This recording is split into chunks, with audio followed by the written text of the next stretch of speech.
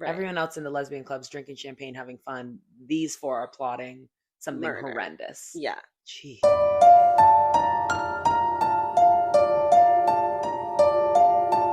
Hey everyone, thanks for listening to Gasp. There's been a murder. This week's very spooky Halloween episode of Gasp, the pod, a podcast for the gays, the girls, and especially the gay girls. This is not a usual episode of Gasp. I have a special guest, my lovely girlfriend Sophia, joining us again. Sophia, say hi to the Hi, crowd. everyone. I'm very excited to be here. Happy Halloween. Yay! Thanks for coming on the podcast. I'm very excited to be here. I feel like honored. Sophia has not been on since very early on in season 1. Yeah. And yesterday Sophia was like, I'm down to be in a podcast.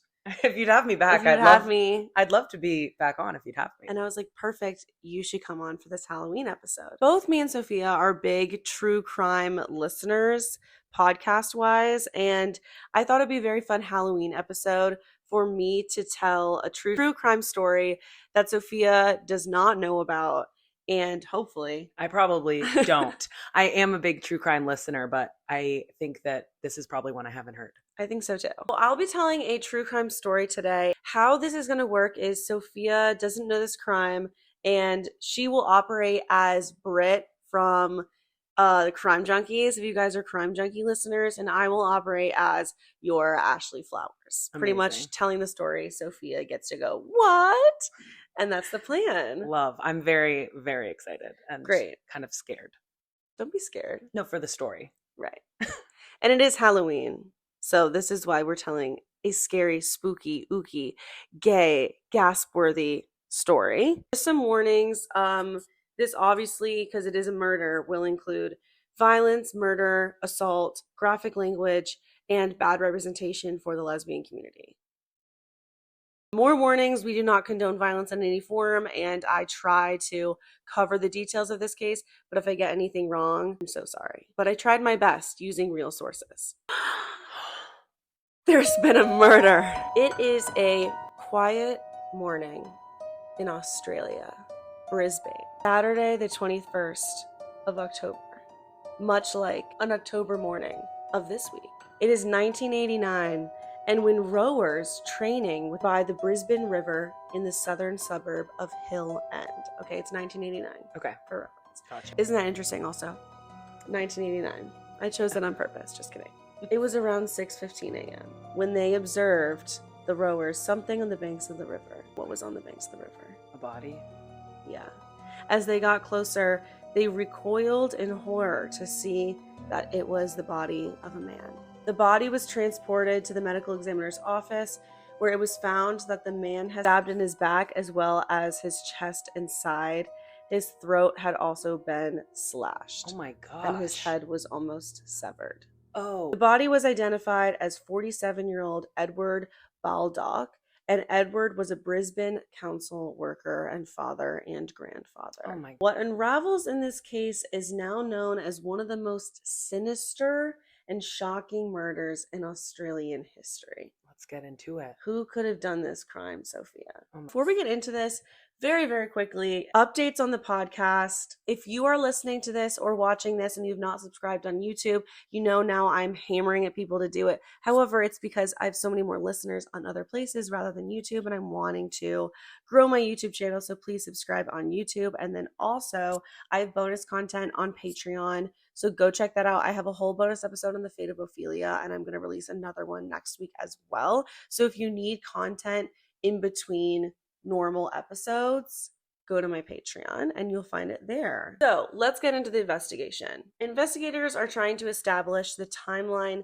leading up to Edward being found on the river. Okay. They know that it's him. They know it's him. They have no idea what he was doing, how he got there, and who killed him. They determined eventually that he had left his home by talking to his family in the suburb of West End at around 7 p.m. on Friday evening. He then got a taxi and went to the Caledonian Club, where he spent the night drinking. He left at around 11 p.m., but what happened between then and the time that his body was found is a mystery. As investigators are now trying to establish a timeline, they examined the crime scene. Police searched the area and found his wallet with $35 cash in it. And alongside his body were his shoes and his clothes neatly folded into a pile. That makes me think maybe he took it off and went swimming or something. Maybe, perhaps. Inside one of his shoes, though, they found a bank card. Okay. It belonged to a woman. Oh. And that woman is 24-year-old Tracy Wigginton. So Tracy's credit card was in his pocket. Yeah. We don't know who Tracy is. No idea. So the police go to Tracy Wigginton's apartment. They find her because her card is now in a dead man's shoe. Right. Doesn't look good, right? Wigginton tells the police that she had been down near the river but knew nothing of the murder. The police are fully convinced. What? Yes. They were convinced? The police thought that this woman was not capable of the violence that had occurred. That's crazy. It is crazy. However, she was arrested that afternoon. She is denying the crime. Next, she is confessing to murdering Edward. What? Along with her 25-year-old girlfriend, Lisa Tuchinski, and two of their friends, 24-year-old Tracy Woe and her girlfriend, 24-year-old Kim Jervis. What? A band of lesbians. So it goes from her being interrogated to I was there at the river, but I had nothing to do with it, to then me and my girlfriend and two of our other friends killed this guy. Yes. But the question is, what is the motive? Why did she murder this man? At this point, people have no idea why she would have known him. Right. We have no connection. Obviously, she wasn't dating him. Right. She's a lesbian. What the heck? So Tracy Wigginton has now confessed to murder, but who is she? Why? What was the motive? And what really happened that night? Seriously. Okay, let's learn about a little bit more about Tracy Wigginton. She was born on August 4th, 1965. She was adopted when her mother, Rhonda Hopkins, could no longer cope after her first marriage broke up. She was left a $75,000 inheritance. Okay. She returned to live briefly with Rhonda Hopkins, who would later say she did not accept her daughter's lesbianism. Oh. Yeah, I think she's fine because she's a murderer. Right. Well, right. Wigginton moved in with a family friend, lived with her until she was 20, and the family friend described her as a loving girl, gifted artist, and devout Catholic. Interesting, but she's out at this point. I don't know if she's out to everyone. Okay. I don't know what was out back then. Sure. But and I guess you can be a Catholic lesbian. Sure. Kind of hard to come by, but I'm Catholic bisexual. Yeah, it happens. Cultural Catholic. Play about me. I didn't murder anyone. In 1982, Wigginton cut her hair short and began calling herself Bobby. Okay, so she's a butch. She had met a woman called Sunshine. Okay. Which is a lot. Wigginton worked as a bouncer at a club. She dressed all in black, giving indie witchy vibes. She had a collar which supposedly only Sunshine had a key for. So they're into some kinks. Again, this is a bad look for the kink community for sure. And at one point, Wigginton sought out a man to make her pregnant so that she and Sunshine could have a child. She did get pregnant, but then miscarried. Sure. Are you understanding the vibe of her more? I'm getting it. Yeah. Okay. Are you locked in? I'm locked. I'm wondering if there's any connection between Edward, the man who was found, and Tracy wanting another baby, like wanting to find a man to give them. That's a very good idea. Like maybe they cross paths somewhere, like in a social setting or something. Perhaps. What actually happened that night? You tell me. I'm going to tell you right now. Okay. According to Tracy, so she's pulled in police interview. Right. Now we kind of have an understanding of Tracy. We're back into the police station. She starts telling the police everything. She tells police she is a vampire that fed on human blood. What? Are you kidding me? Sorry, I shouldn't laugh, but it's crazy. Are you kidding? I'm not kidding. That's what she tells police. And what do they say? Do they believe her? Yeah, they do. I'm shocked. Yeah. She's like genuinely telling them she's a vampire. Wait, did he have, I know he was like horribly murdered, but did he have any wounds that they would think like not vampire, like bite not marks? Not necessarily. He did not have bite marks. Okay. From what I've seen and read, I do not think he had bite marks. Okay. Heard of a vampire before? I have. Yeah. Well, have you ever heard Oh. of it? I met a vampire crime. I have heard of a vampire. Okay, so now I'm going to tell you what actually happened that night, what Tracy confesses, and from what her friends confess as well. Okay. Now knowing that she is a vampire. It's Friday, October 20th, 1989. There's a moon waning in the sky. It is 80% visible. Are you scared? I'm terrified. You should be scared of vampires. I'm terrified of vampires. Yeah. Council worker Edward Baldock is searching for a taxi. He is a 47-year-old father of 4. He had been out drinking and playing darts at the Caledonian Club in Kangaroo Point. He is just trying to have a fun time, a fun night, and he is caught in the wrong place at the wrong time. Grandfather at 47, very young to be grandfather, a kindly man, was intoxicated and holding onto lampposts as he made his way down O'Connell Street not long before midnight. Do we know anything about like this area, O'Connell Street? Like it's just like bars, pubs? Okay. I don't know anything, okay, but I'm sure others do. It was then that a green Holden Commodore pulled up beside him, full of lesbians. Okay. That's when you should run. Tracy and just kidding. Group. Yes. Inside the car were 4 women. 24-year-old Tracy Wigginton called out to the man. She's young. 24 is young. They're all very young. Yeah.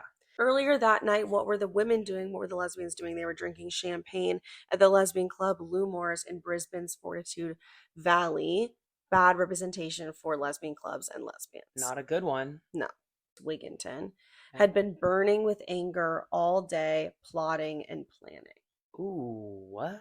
She was out on the hunt for a victim. Why was she so angry? I mean, vampires maybe run angry. Yeah, she's just angry. So she was out on the hunt for a victim. Got it. That's terrifying. A lesbian vampire out in the streets of Australia is terrifying. Yes, it is. And it was almost Halloween, which is also scary. So Tracy Averill Wigginton was a fan of the occult, who claimed to be a vampire with a, quote, need to feed on animal or human blood. Oh, what the? Either type of blood.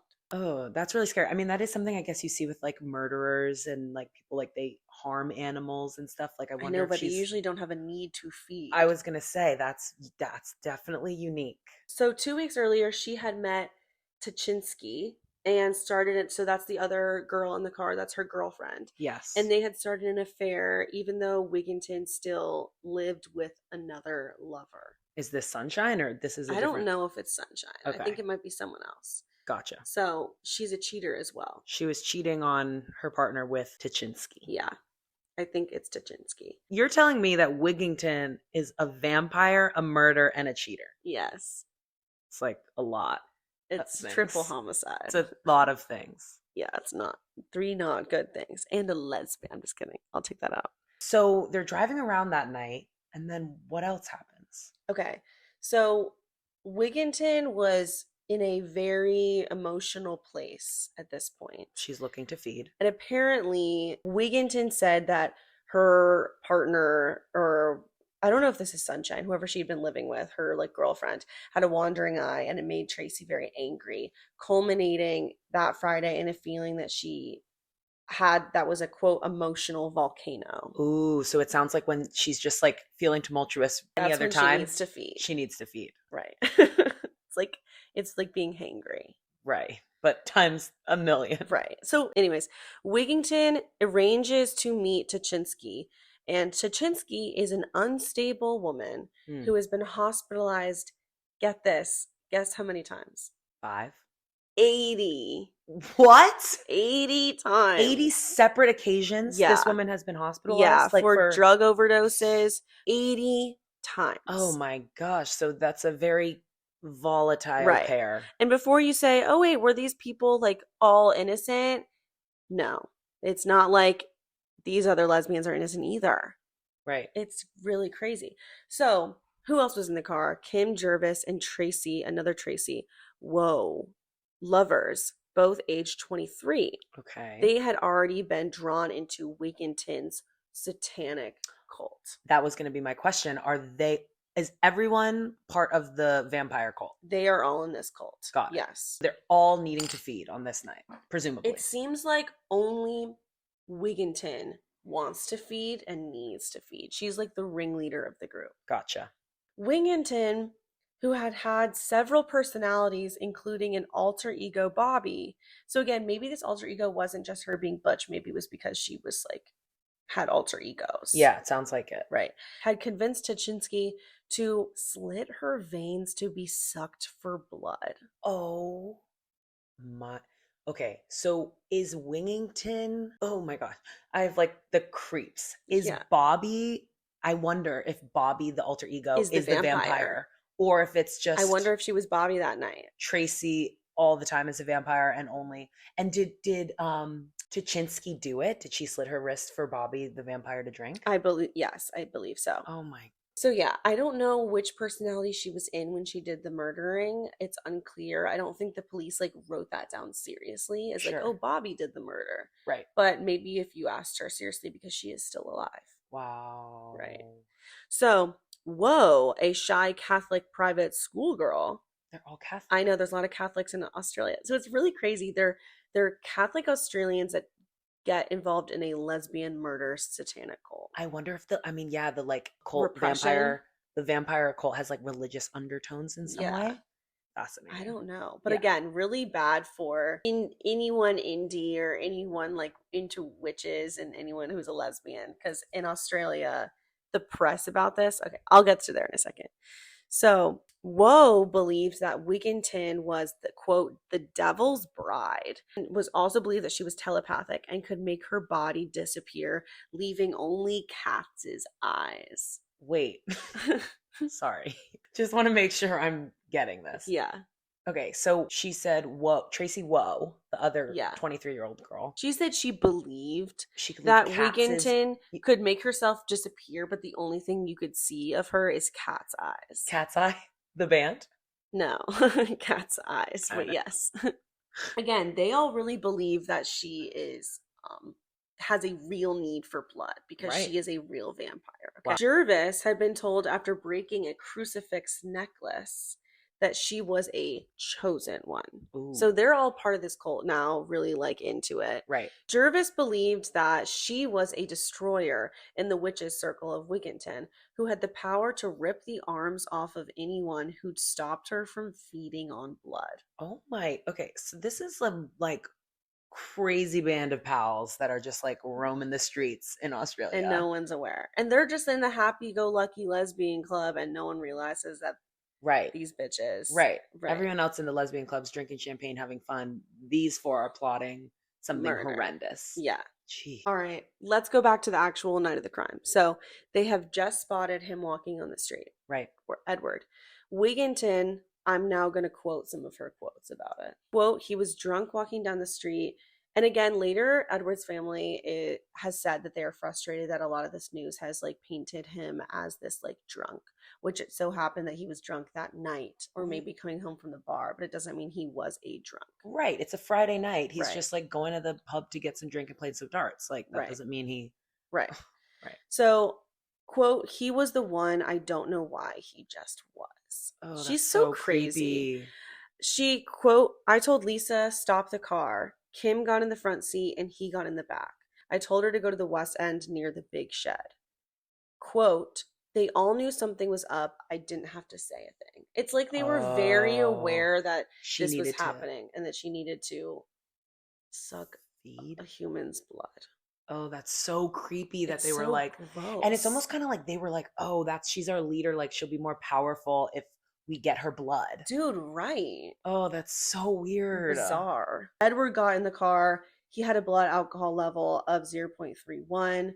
The four women pulled up alongside him. We're unsure about what the women said to him in order to get him in the car, but people think that they may have like promised him sex because he took off his clothes later. We think that he did take his own clothes off. Okay. They drove Edward to a deserted yacht club. Wigington and Edward got out of the car, walked to the yacht club. Now we're getting to the crime. Yeah. Moments later, Wigington returned and said, this guy is too strong. I'll need help.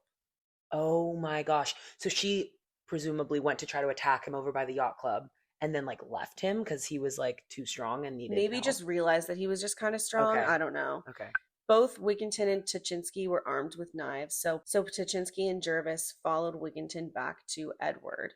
At this point, Edward was sitting naked on the riverbank. Wigginton took the knife from Tuchinski and came up behind Edward and began to stab him as Tuchinski and Jervis held him down. Oh my gosh, that's horrible. Yeah.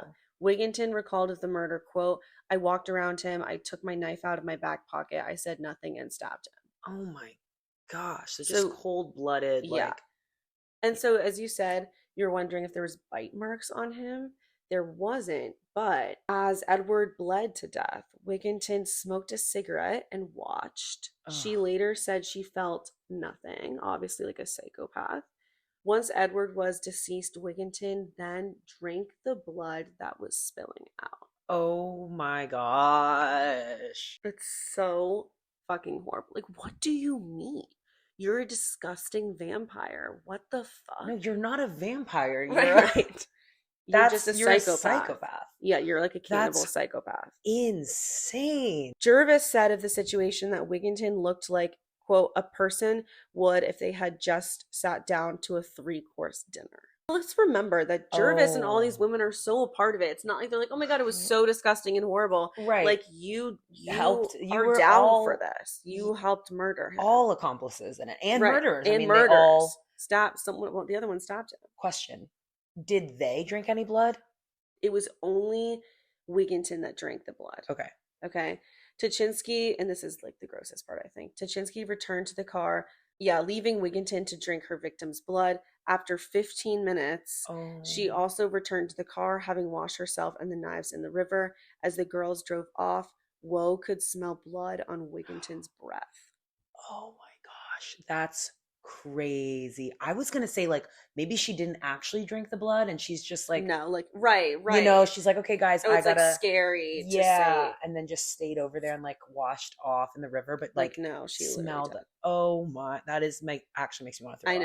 I know. She arrived back at her flat in the northwestern Brisbane suburb of Inoghera. Wigginton realized she had left behind her Commonwealth Bank key card. And before dawn went back to the crime scene to search for it and didn't find it. And they said, and you said they found it in his shoes. Yeah. So it somehow just must have gotten. I have no idea how it got in his shoes. But isn't that weird? But she couldn't find it. No, she couldn't find it. Whoa. Her flatmate said that Wigginton had looked sick and pale with vacant eyes like a zombie. Okay, moving on to arrests and the trial. So what happened after this? Following the women's arrest, they were separated and interviewed. They all contended that Wigginton was the ringleader and described her as a vampire. So they're all like, yep, she's a vampire. They all agreed. And they said that she's lived on human blood. Over the course of the friendship, Wigginton had told her 3 accomplices that she had the ability to disappear except for her cat's eyes, which is just like so funny because it's like, no, you can't.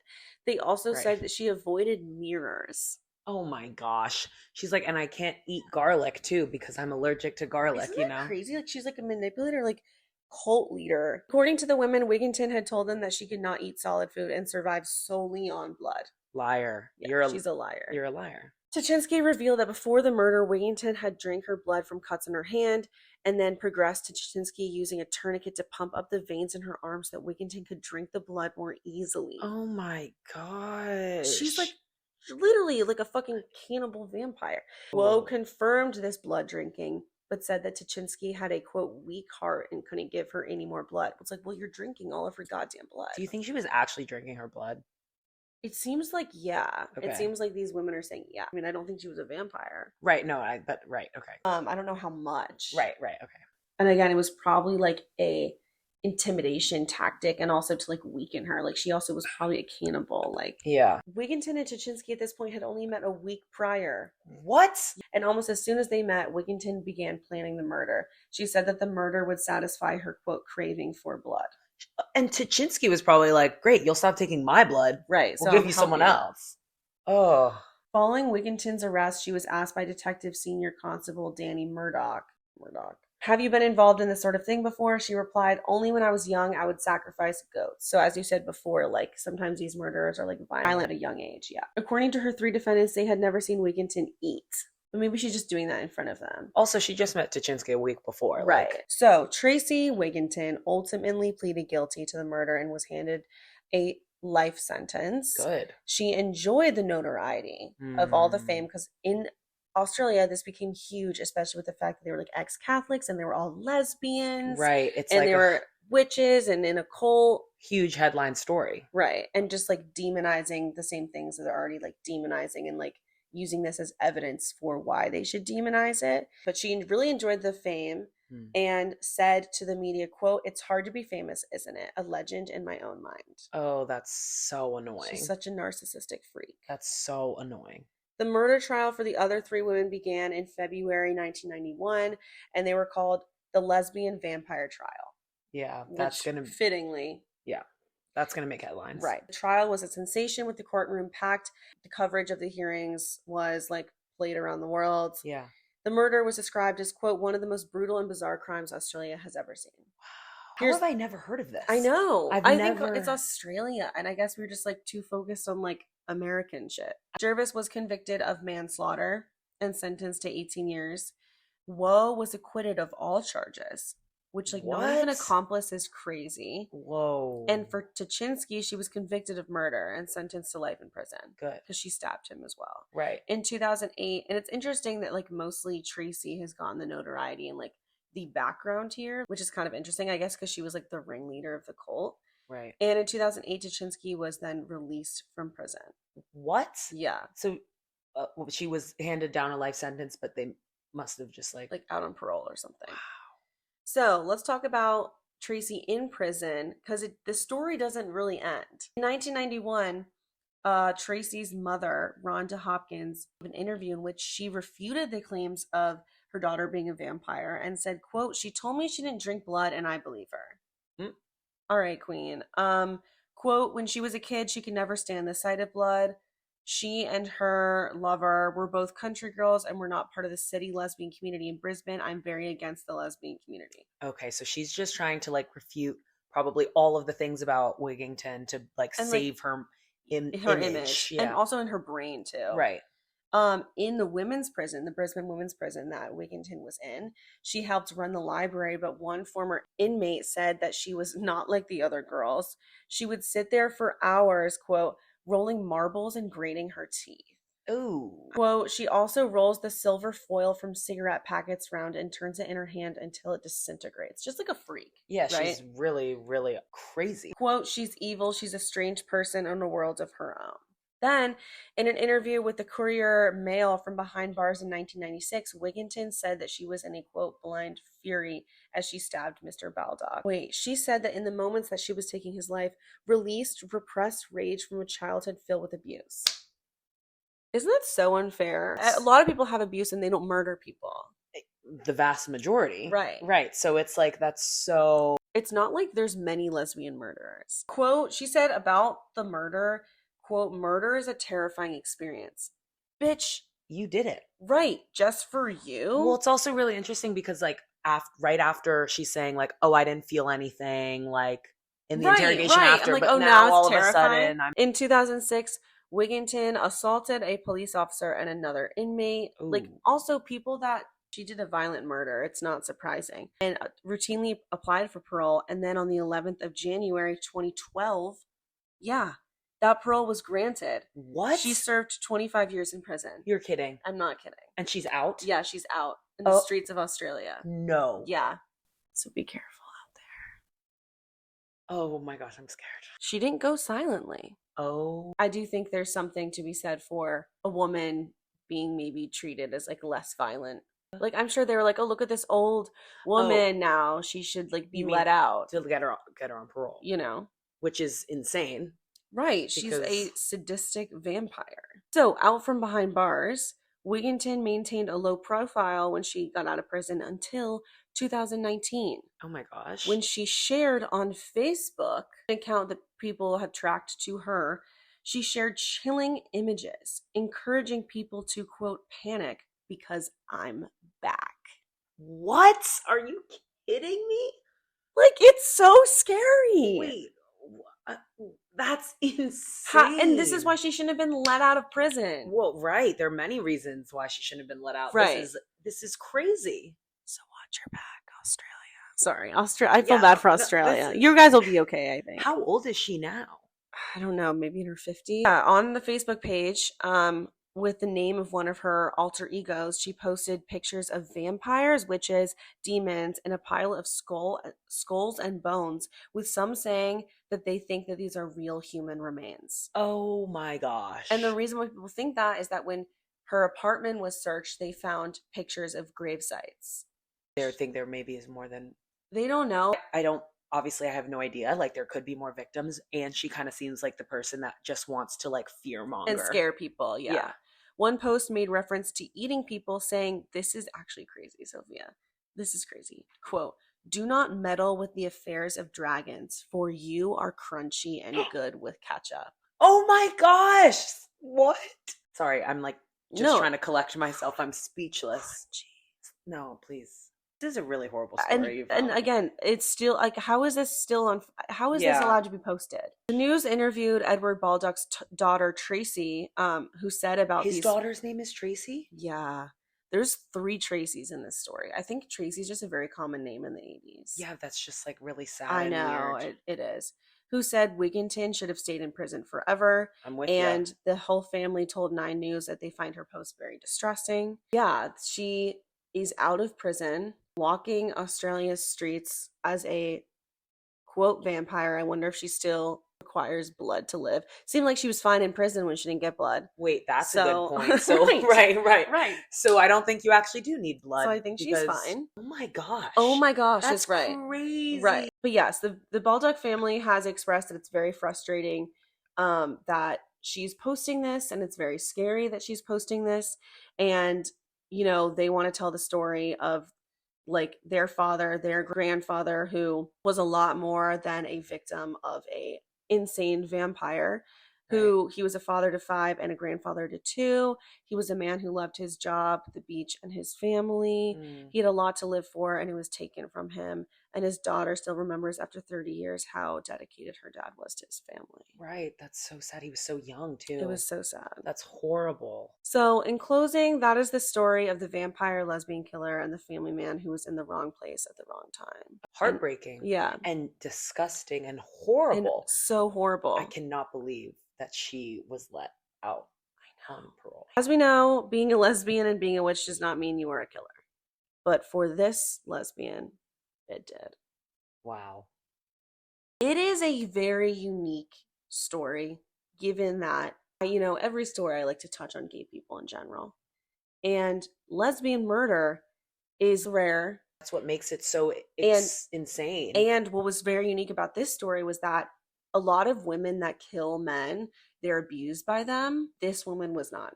No, she didn't even know him. She was just a fucking vampire. Wow. Yeah. And Sophia, the only thing scarier than Halloween stories is real life. Anyways, wow. I hope you guys have a great Halloween. Wow. How are you feeling? I'm feeling very shaken up. Did you expect for it to take such a dark, sadistic turn? Not at all. Right. That was like a wild story. I can't believe I had never heard of this case. Yeah. It's horrible. So sad, so scary, so like uniquely strange and insane. What do you mean? What do you mean she disappears and you can only see her cat eyes? That doesn't... Or that she doesn't walk in front of mirrors? Right. Bullshit. Spooky and very... Are you scared? I'm... Boo! Okay. Thanks for coming on. This was scary. This was terrifying. This was very, very on point Halloween episode. Very scary. Thanks. I think so too. Let me know if you guys have any other ideas for holiday-based episodes or bonus special content besides my usual non-murderous content. I will be back in a little over a week for my normal, usual gay pop culture. And I hope you guys have a great Halloween. Australia, be safe out there. Happy Halloween. Happy Halloween. Bye.